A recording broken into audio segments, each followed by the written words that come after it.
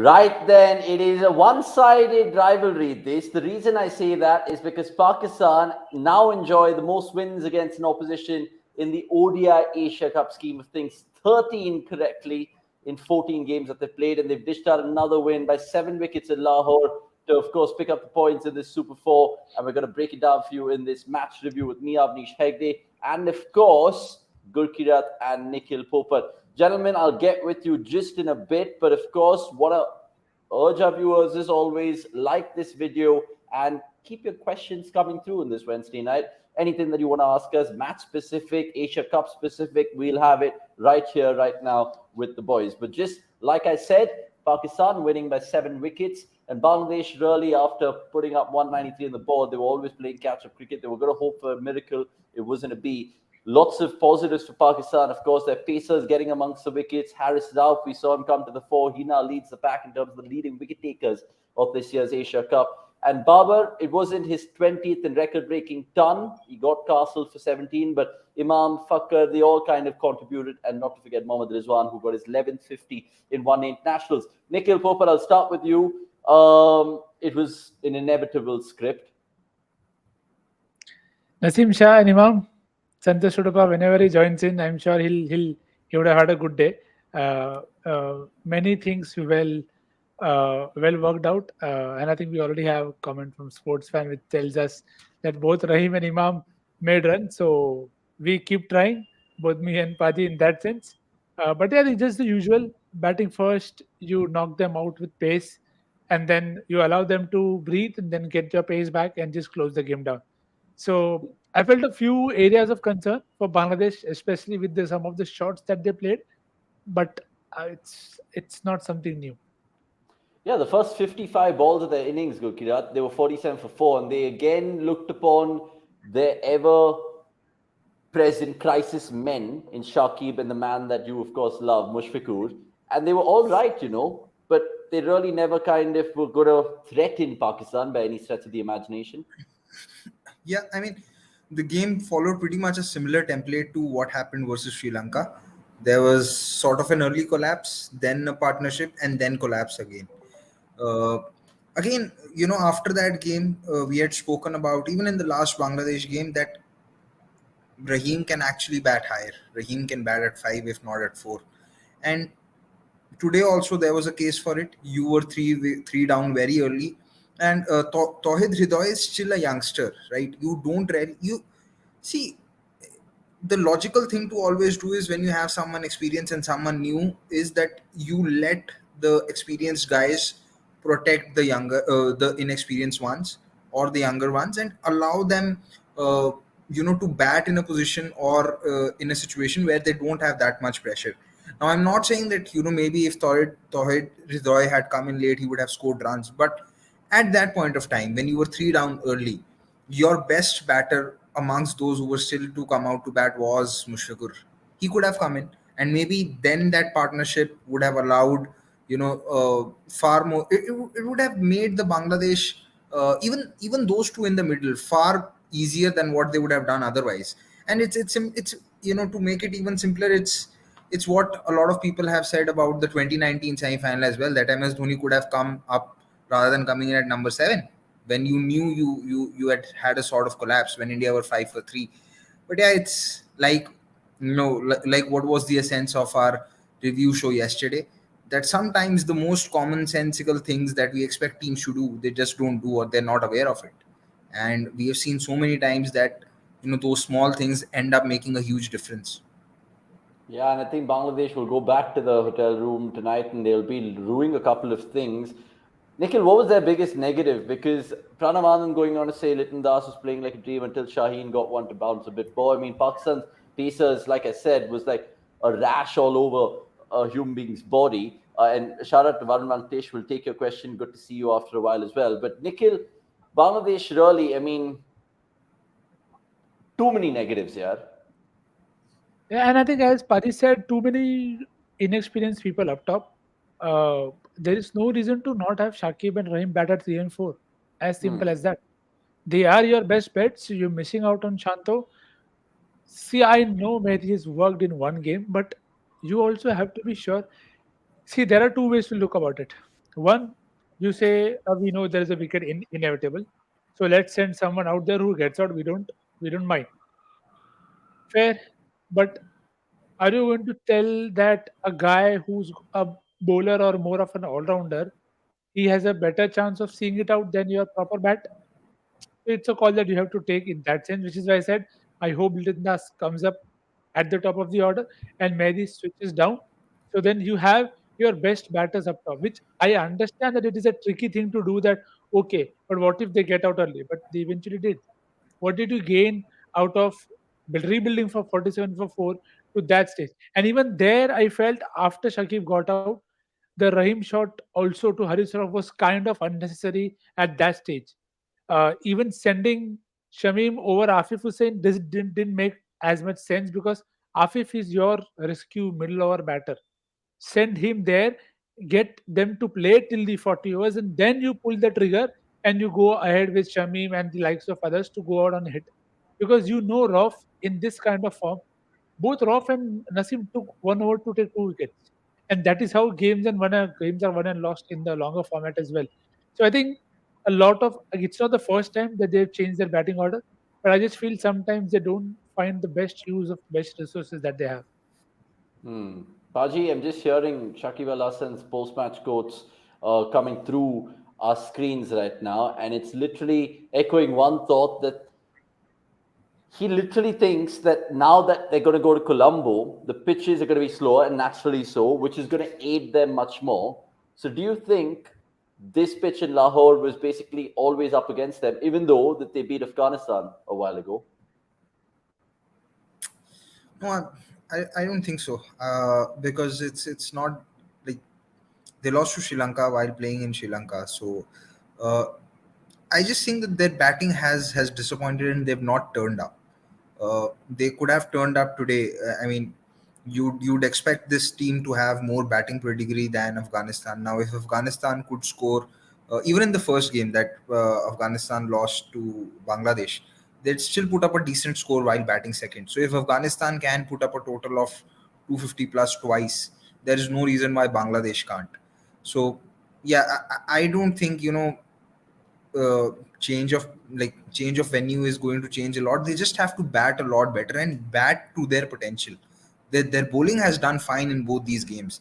Their bowling made it tough for Sri Lanka. They got 3 early wickets in that game. Today also, if you look at it, it was not a like the the bowlers were still trying. Taskin Ahmed had a good spell early on. So uh, if they I mean they just need to bat well. It's not that pitches are going to change that drastically. Yes, there will be far more help, but it's not their bowling that is troubling them.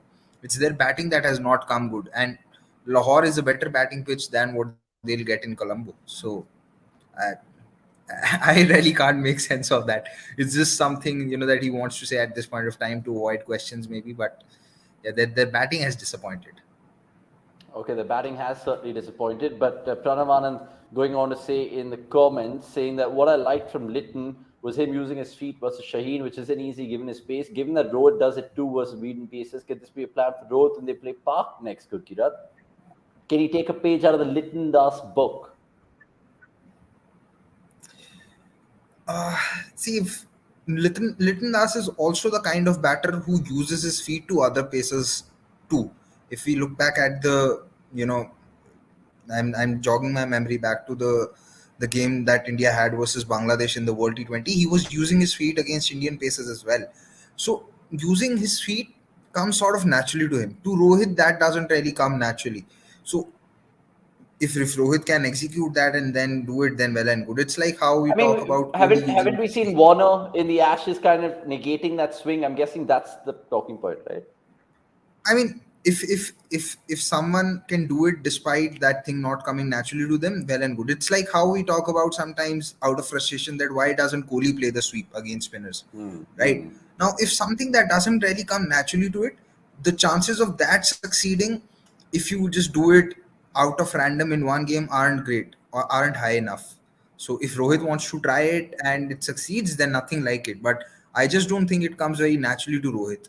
In fact, off late, even if you look at Rohit playing versus spin, he's not using his feet to come down the track even against spinners a lot, unless they are off spinners who are turning the ball into him. So I don't think it comes naturally to him. Someone like Shubman can still look at it because he's someone who still likes to move around the crease a little bit. Rohit's not that batter.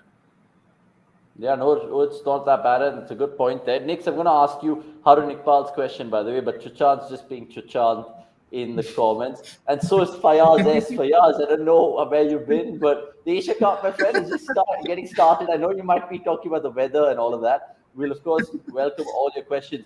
But Nix, I want to ask you what Harun Iqbal said. And he goes on to say, good win, but do you think the outrage and criticism and Pakistan spinners not taking wickets is valid, considering rain in the India game and Lahore pitch is not favorable for them? See, it is valid because they haven't looked threatening at all. And I think that should be a worry.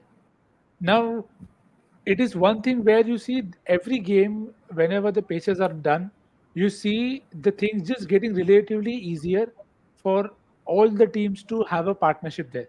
And that is something that should be a worry that Shadab, if he comes on and bowls short, like, see, again, I will give it to Rahim that he swept him twice and then went back and waited for the short one, then pull him. So that is a good player of spin, finding ways to maneuver Shadab better.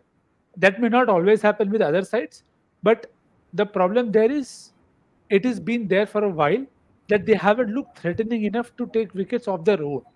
So people have found it easier to negate them. So sometimes even if you don't take a lot of wickets, but if you are able to keep a tight lid, you're not giving anything away, you're building pressure with dots, even that can result in the other guy bowling from the other end taking wickets.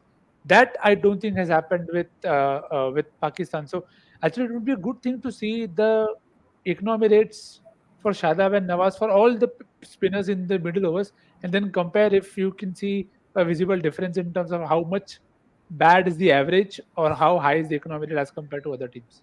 Gurkirat, I asked you in the preview, if you remember, about how Pakistan will use their bowling options given that they have 7 today. They actually used all 7 of them, even though Aga Salman just bowled 1 over and they bowled Iftikhar 5 overs. You said Bangladesh should really be in a control position if Iftikhar has to bowl. But what is the thinking of Iftikhar and Aga Salman and Fahim Ashraf as probable part-time options heading into that World Cup? Is it just going to be on the given day? Because they could all do a job, really. See, I don't think someone who's slated to bat at number 8 in the batting order can be treated as a part timer or looked at as a part timer. If you're playing Fahim Ashraf and if you are slotting him at 8, then the idea should be to try and get uh, 10 overs out of them. If it's a bad day, then 7. And but I think what Pakistan would try and look to do is try and get 7-8 overs out of him. Now that isn't ideal, but they have options like Iftikhar and Aga Salman to chip in with those overs. I think one of the reasons why they gave Iftikhar the ball more than they did it to Aga Salman is because they want to see, because Aga Salman has not really scored a lot of runs. So maybe there's a thinking that they want to bring in someone like Saud Shakil. So if they bring in Saud Shakil in the 11, can they look at Iftikhar bowling those few overs? Because uh, it's not just India who are going to try out things ahead of the World Cup. Pakistan also have a couple of, because if you look at their batting order, after the two openers, there isn't a left-hander. Saud Shakil brings in that left-handed factor. So maybe that could be the idea. I'm not sure, but I'm just trying to think out loud and look at the possibilities. And I think the Fahim Ashraf, Mohammad Nawaz, or Usama Mir will keep on changing. Maybe now if they move to Colombo and they realize that the pitch is going to spin, they'll bring a spinner back once again. My worry with Fahim Ashraf remains the same. He's useful if the ball's swinging around. He bowls at a pace of around 130. But if there's nothing happening, he could easily be lined up. And if you want to get the best out of him, you have to bowl him when the ball's swinging. Do you really want to do it at the expense of taking the ball away from Naseem and Haris Rauf at that point of time? I wouldn't really do that, but I don't know what is Pakistan thinking about his usage at this point of time. Valid points there. And it makes me think about the batters a little bit because you just brought that conversation of the left-hander. And Imam's the only one. He flourished today, 7 Imam wickets and for him. Fakhar. Imam and Fakhar. And Fakhar's scored a lot of runs in recent times. Correct. But Imam has just been top. And I feel you look at his numbers as well, just generic 50 plus as an average in ODIs in 64 games he's played, Knicks. And you wanted to talk about him as well, because the 78 today would put him in good stead, not just for the Asia Cup, but for the couple of months ahead, right? Yeah, but I'll be very, very honest. He looked very, very scratchy. Got two LFW calls, both were outside legs, so just got saved there. First ball of Mehdi Hasan, he's got again caught on the pads and it was missing leg stump. So he did well to make the most of it in kind of staying there. So that was the good part of him, that he did not let it come to him and just found. And whenever they pitched short, he was happy to take the pull. So I think that is one thing that saw him out today. But yes, as you said, after two relatively low games, a good score helps here. Now they need Fakhar Zaman to get into rhythm, and he really looks kind of out of sorts. But that's, you've seen that in the past with Fakhar, that he looks like he'll not score runs, and then just suddenly somebody oversteps, and then yeah. Okay. There's a couple of questions coming in about Pakistan spinners, which we already gave to Knicks, but I want to ask Gurkirat about his beloved Shadab Khan. I say beloved because he absolutely loves him in the PSL. What is Shadab Khan doing wrong, goes on to say Jaideep Gajera, because I don't think he's got a single wicket in the Asia Cup. Or has he? Oh, he got the 4, sorry, against Nepal. But then he's been wicketless since, right? Yeah. Difficult to say, really. The only thing that I feel he could improve upon is probably varying his pace a little bit. Sometimes I get the impression from him that he bowls at a constant speed. There isn't that much of a change, and hence the trajectory is also not changing much. Now, I'm not sure if it is because of how he bowls in T20, where as a bowler you sometimes have to be a little more defensive, or I don't know, it's just his natural line or natural trajectory. So maybe that is something that he can look upon. But the other thing is also which is there, is that it's not just Shadab as a spinner. Overall, the spin attack is not really threatening enough. I mean, sometimes if there is one spinner from the other end who's not giving away runs or keeping it tight, then teams can also take that extra chance against Shadab and bring in that wicket taking opportunity. But I don't think even that is happening. So I'm not really entirely sure if it's just down to Shadab's skills as a bowler, or it's just down to the combination of bowlers. Okay.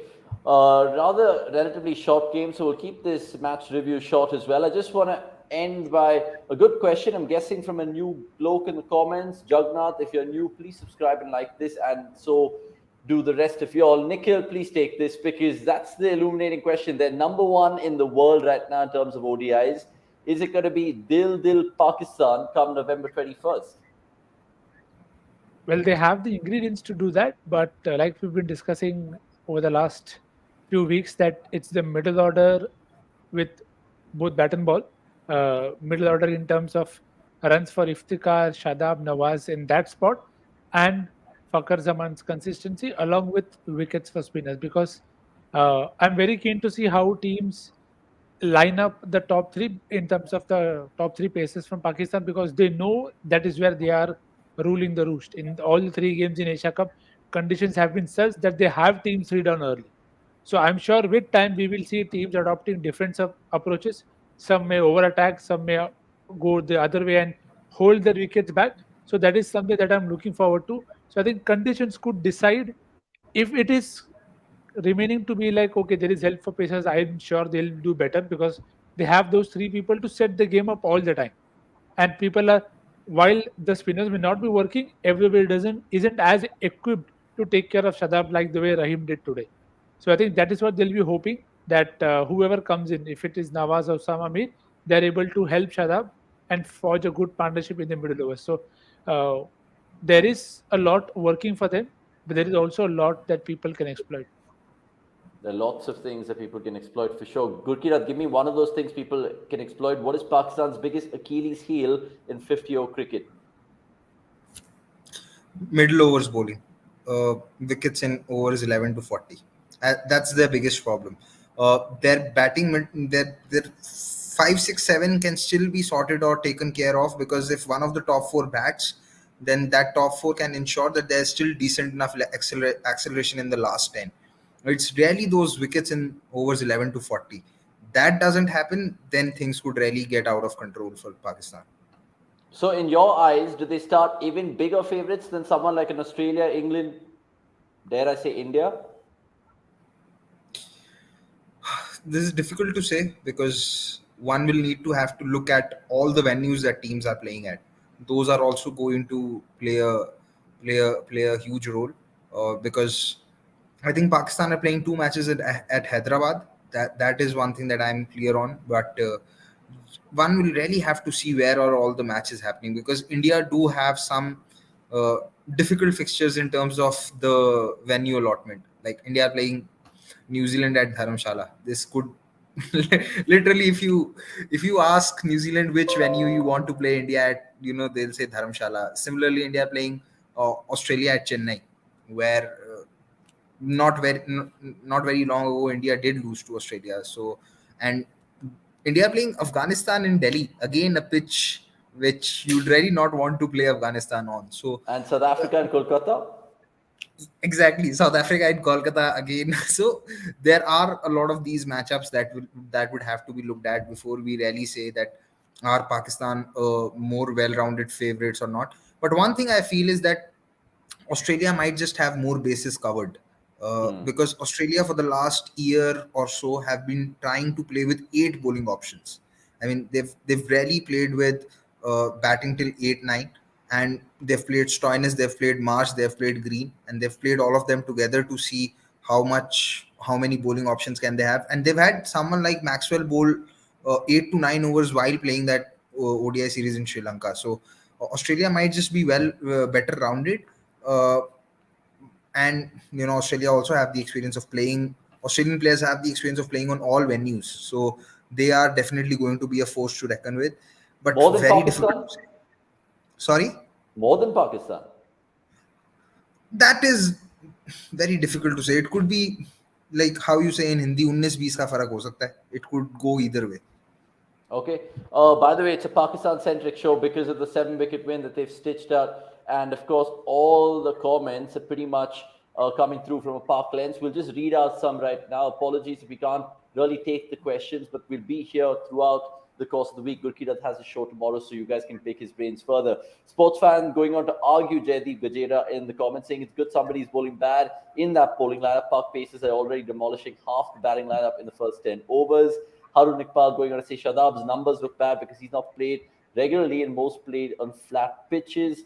And meanwhile, Babar Rauf Apte, I think he's changed his name from Babu Rao, but I might be wrong.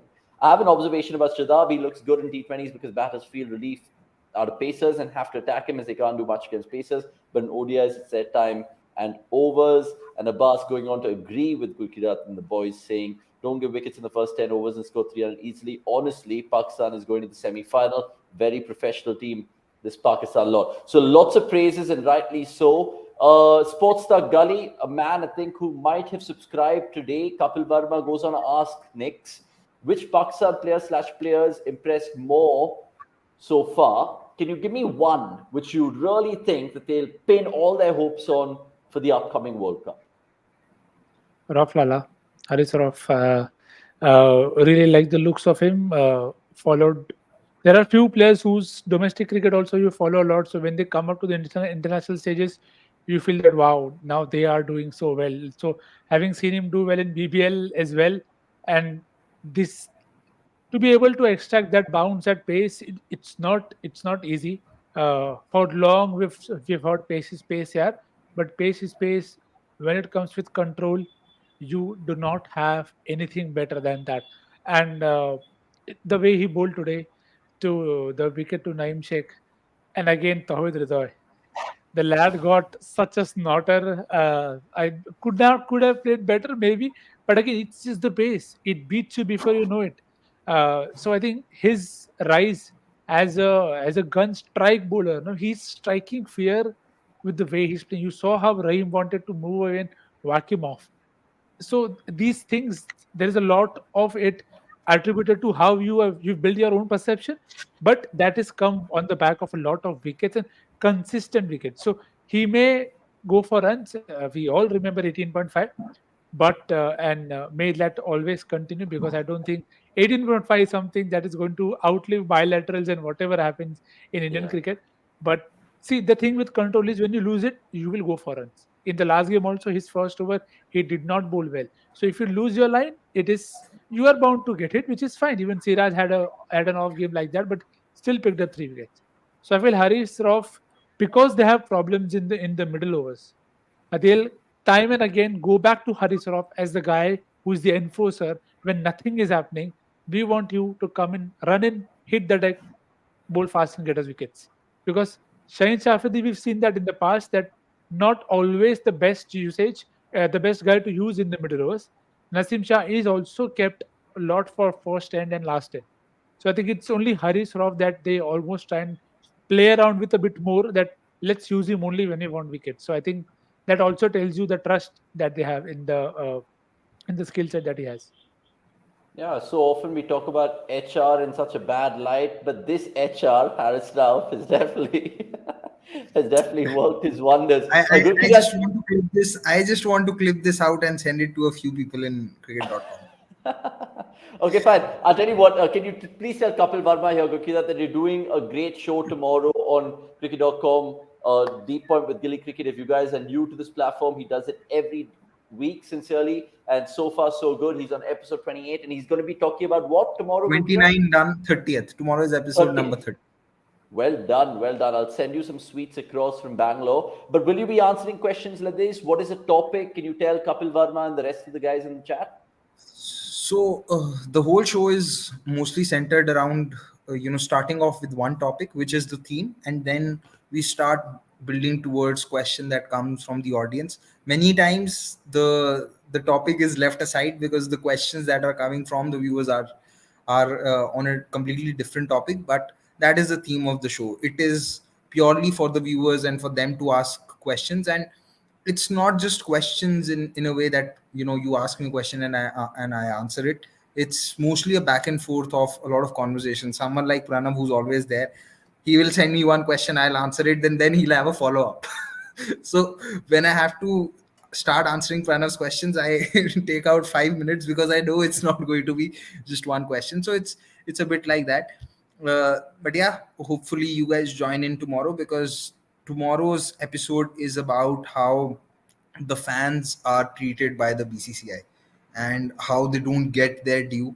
Uh, because it is the fans who make BCCI as the power as the power that they are in world cricket, and somewhere they should get their due in terms of getting better access to the stadiums, having a better ticketing system, knowing what the schedules are, etc., etc. So don't want to go too much into it right now, but yes, tomorrow we'll definitely touch upon this and also hear experiences of people who have been to stadiums and really not enjoyed it and don't want to go again. Yeah, I think that's a fantastic talking point. There'll be a lot of chatter, and already Jaideep Gajera saying ready for tomorrow. Aha, Baba Rav Apte as well. Loving your show flow. Nikhil Popat, thank you so much for your time. We'll, of course, catch each other on Saturday because there's a little bit of a break. But of course, like I said, Gurkirat has his show on Thursday. Friday, there's sensational features coming on. Nepal's very own MCG. I won't say any more. Catch us on Friday and press the bell icon if you guys are wondering what's to be released. And lots of breaking news, as you can see. 4 lakh tickets to be released on Friday. I think Pranav Anand also giving us some more good news. Chahal getting a Kent deal, good move. All of that can be, of course, spoken about on cricket.com's various platforms. Get involved with us on Twitter, Instagram, and download the app and check our website out. It's honestly brilliant. It's second to none. Thanks so much for watching, guys. It's been brilliant. As good as the preview was, because apparently the preview fetched us about 30K views or something and 80 new subscribers, which is brilliant. We love to hear that. And what more can I say? I really, really want to keep dancing, but I can't. Go on, Nick. The picks. And The you shouldn't picks. dance. I have seen you dance. You shouldn't dance. Yeah. There is a bilateral going on between Avnish and Gurkirat, so maybe producer Saab, we can keep a score line here as well. But and I think glad to see that people are also enjoying discussions on the game and not about 100 other things that are not important, which is good. True. And speaking of the dancing and cricket show tomorrow, there will be a 55-second clip of this boy performing to the highest possible ability of his dancing moves. So watch That's not the that. highest possible ability. just kind of not giving it too much away. But look, thanks so much for joining us. It's about 30 minutes we've been talking about this review. Well done, Pakistan. We'll see you guys on Saturday, where we of course preview and review yet another Asia Cup game. Until the next time, so goodbye from me, Avnish Haide, Nikhil Popa, and Good Kirat as well.